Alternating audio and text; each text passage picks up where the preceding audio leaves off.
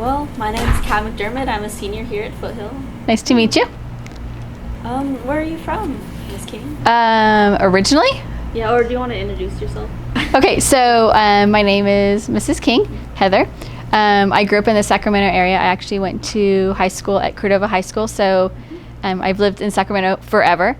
I was first a teacher at River City High School, and I taught there for almost 15 years. I met my husband there, chased him down the hallways till he couldn't get away from me anymore. After 15 years there, I was a vice principal at Indercombe High School for 5 years. And then I was a vice principal at Sheldon High School for 5 years. And this last year, I was a vice principal at Rio Linda High School. So this will be my first time being a high school principal. So you've been an English teacher? Or what? I was an English teacher for 15 years. Yep. Oh, that's cool. Yes, absolutely. I saw that in your letter you mentioned you wanted to work with students and teachers to build a climate and culture that everyone can be proud of. A lot of students and teachers here agree that there's not really a lot of school spirit here at Foothill or anything like that. Do you have any ideas? Yeah, I have lots of ideas. Yeah. I think one of the first things you're going to see is we're going to start off the year and we're actually going to divide teachers into teams. We're going to pick teams.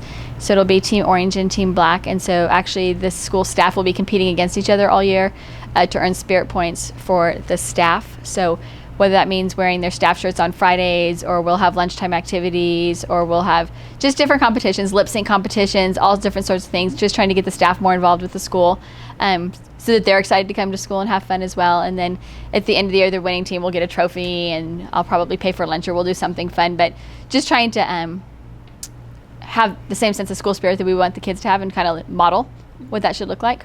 Yeah, that's nice. So that'd be in coordination with leadership class? Absolutely. Okay. Yeah, and I think we're working on with leadership. One of the next things we're going to do, and it'll probably actually encompass this class as well, is going to be something called the Lip Deb. Are you familiar with that? Kind of. Okay, so the Lip Deb that I'd be thinking of would be basically it's a music video that you shoot, and you shoot your entire school. So you try to get as many students and staff involved in the video as you can, so that you're showcasing everything and everyone that's on your campus. So I have already issued the challenge out to Rio Linda High School, Grant High School, and Highlands to challenge them in a Lip Deb competition. So I think that's something that you'll be seeing. We'll start pretty soon. That's cool. I did that in middle school. I know what you're talking Okay, about. yeah, it should be very fun. Yeah, I went to California middle school. You went to Cal. My daughter went to Sutter. You guys are enemies.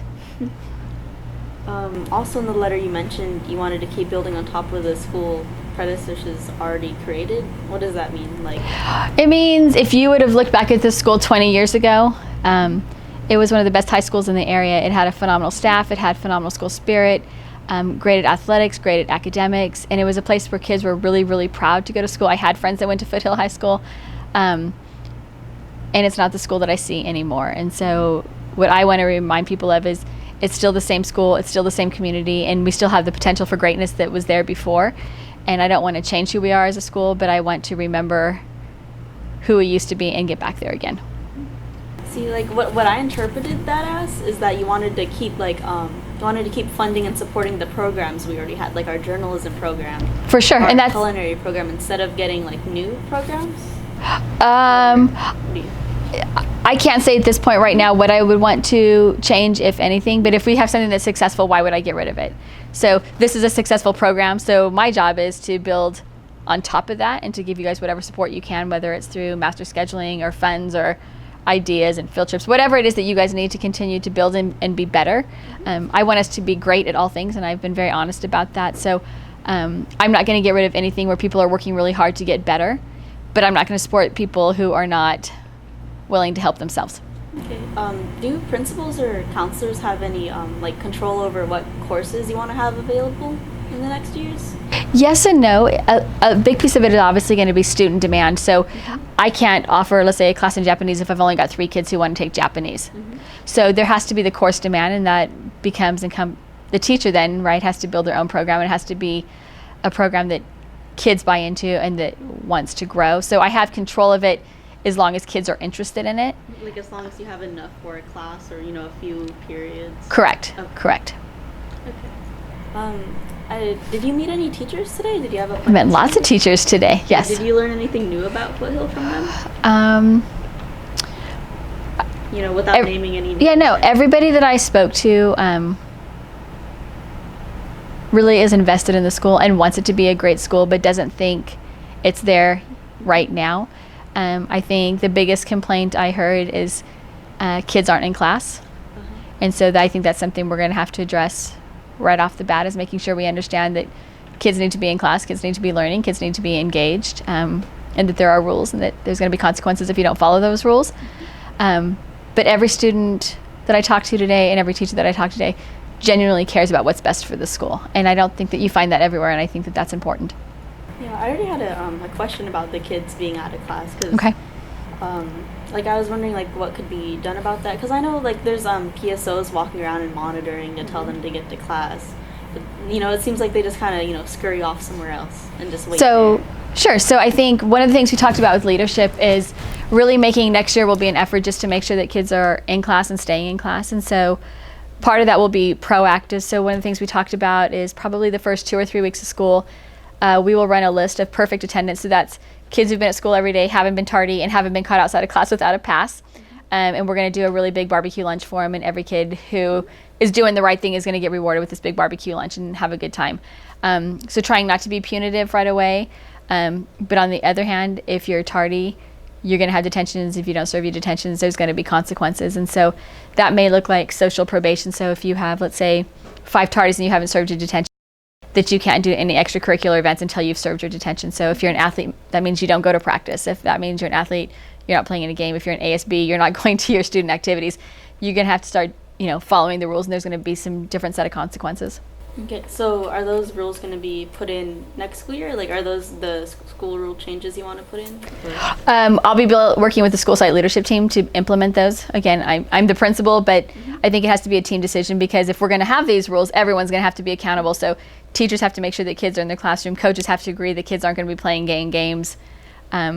Staff needs to hold each other accountable. Students need to hold each other accountable. So it will take buy-in from all parties, but I would expect you're going to see some big changes in terms of that piece of our school next year. All right.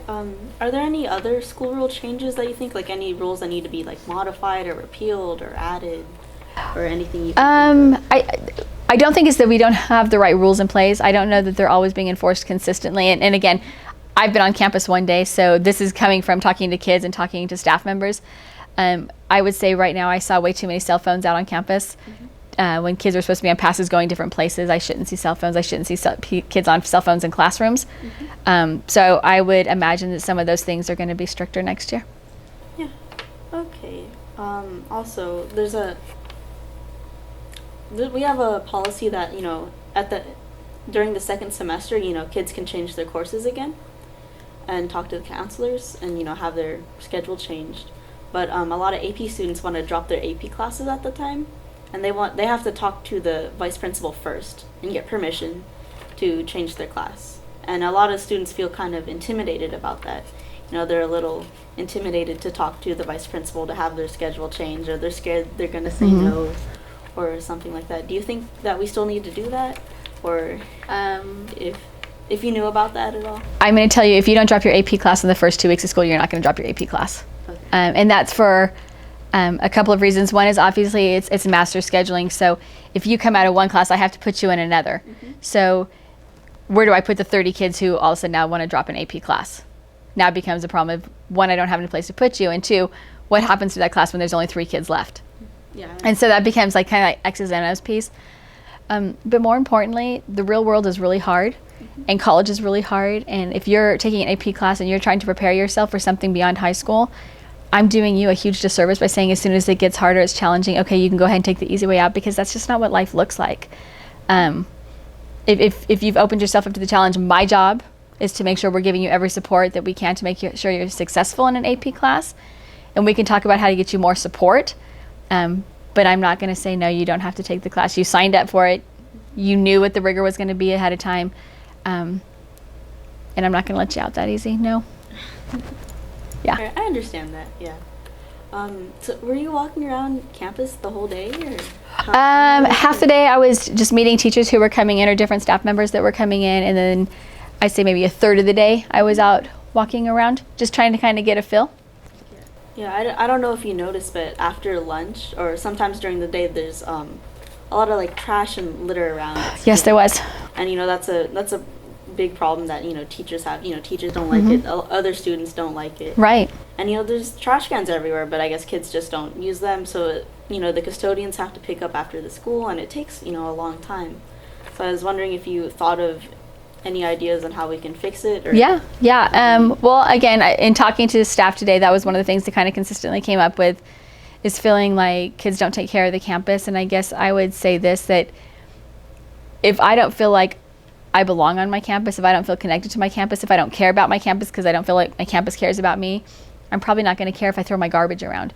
So part of it is, as a school, and this is always my measure of a school, if I walk around school, does every single student have a place to be where they feel valued, where they feel safe? And if you walk around, I don't know, this is what I noticed more at lunch, wasn't the garbage. I noticed how many kids were sitting by themselves. And so my bigger concern is making sure that kids have a place on campus where they belong, where they're comfortable, where they're safe. And if they feel that way on campus, they're going to take care of it just like you would your own bedroom or your own home, right? But then there's some people who just don't have respect in general, and then that becomes a negative consequence. And things that I would be I wouldn't be happy about it, but if I had to take the food carts away, then we take the food carts away. And if that didn't work, then we would just have the rule that there's no food on campus at all. It has to be eaten in the cafeteria. Obviously that's punitive, and it's not the direction that I want to go. But we're going to take care of our campus, and we're going to make it a campus that we feel proud of when we walk through it. So it's hitting it on both sides, right? You want to be positive, but there has to be consequences for people who aren't going to buy in. Yeah, I understand. So what specific aspects of the school do you want to work on or improve on immediately? Like what's prioritized right now?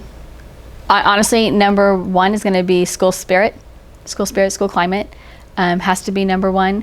Followed closely number two, which is high expectations. So I am super competitive, like probably dangerously so. And I really believe that good is the enemy of great. And I'm not interested in being average. I'm not interested in being good. I'm interested in being great. So I think the things that you're going to see that we're going to start to change are, what are those things that are going to change the school when you walk in August, what's going to look and feel different right away. And I think you'll see that there's going to be changes that are going to happen right away that you're going to go, oh, this just feels different, to add to that culture climate piece that we're talking about. So so are those like really minor changes or major changes that you have in mind, or? I think there's a saying, like, you have to go slow to go fast. Does that make sense? So I think initially you may not see the big picture as much as, like, in the back of my mind that I know where we're getting to. And so it may seem like small steps, but I think we have to take the small steps to build trust and build relationships and build a common vision. I'm only going to be as successful as I can convince other people to buy into my vision. Does that make sense? So it's not enough for me to just come in and dictate, oh, we're going to do this, this, this, and this, because then it's just me. Yeah. And then it's me against 1,200. So that's not going to work so well. So probably the first thing that you're going to see is changing how we approach relationships on this campus.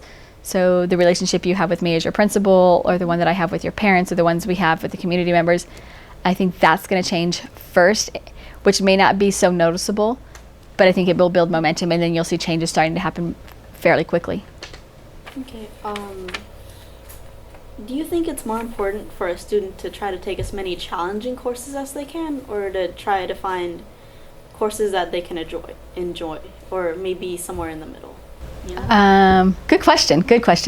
And I'm not copying out when I say this, but I think it's going to depend on the student. I can tell you, I have a daughter who, she graduates from college on Friday, so soon, and she was AP everything, right? AP English and history and math, and she was in leadership, and she was, did all these things, and I think she had a good time in high school, but I think she worked really, really, really hard in high school, and I don't know that she ever allowed herself time to enjoy anything.